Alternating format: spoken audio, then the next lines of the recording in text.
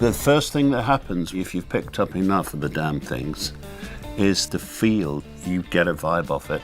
It's already telling you something. It's just wooden wire, isn't it? You wouldn't think that they would vary as much as they do, but boy, they do.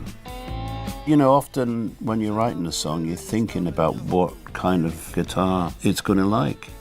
But life's full of surprises. I was probably part of that first huge wave of youngsters who wanted to be part of the rock and roll. It had to be red and it had to be like a Stratocaster. That's the way it was. That was beautiful to me. And the shape still is fascinating. I still find it timeless design. The desire to have a guitar was in me from a very, very early age. I'd borrow friends' little acoustic guitars. I learned how to do a basic fingerstyle. As a teenager, I was getting into electric blues and the beat group thing. And on the acoustic front, I was learning folk joints and early country blues and ragtime, and just a bunch of styles coming together. And that's what probably one of the reasons led to so many guitars appearing, because I was being exposed to so many different kinds of music.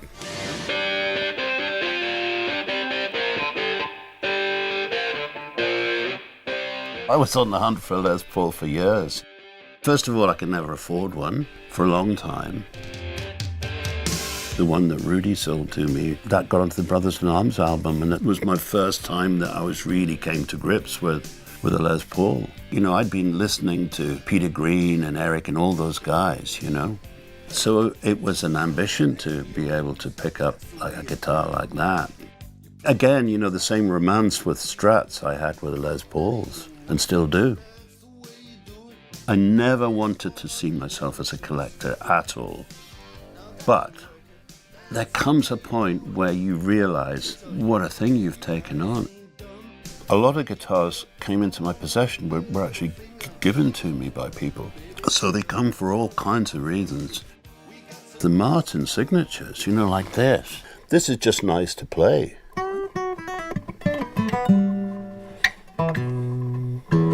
Something like this is just a pleasure to become friendly with, to have it around.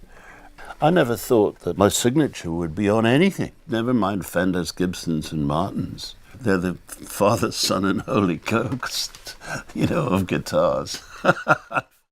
I had a very good pal, and still have. He had a tiny little shop on 48th Street, which was the music street, and his name was Rudy Pensa. I started talking to Rudy about needing a guitar that had all the best things about a Strat and the best things about a Les Paul. And we used to go to a little coffee shop up the street from his store. I remember sitting there and we drew out what became the first Pensa.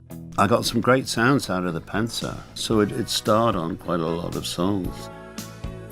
John Suhr was making my guitars back then, and I was getting them through Rudy, and he built me this, but I plugged it in on the Brothers in Arms record, and the first hit that we had off that album was So Far Away, and just happened to get lucky with the synth sound on it, you know. And I had a little thing, you know, and all that.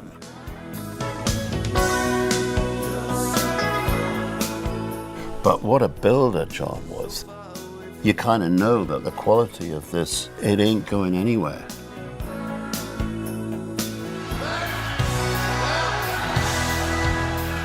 Red Telly was just asking to be played. Very punchy guitar, that, plenty of power, plenty of sound, and so was great for Walk of Life. You know, it's just because with just my fingers, the guitar was speaking nice and loud. It's exciting having those guitars that figured so big on that record be in the sale. You know, each one brings back loads of memories. If you had asked me 20 years ago, I'd have thought, no way, but I'm happy now that they're going to different homes. You know, I never really had a lesson, so I'm very grateful to them.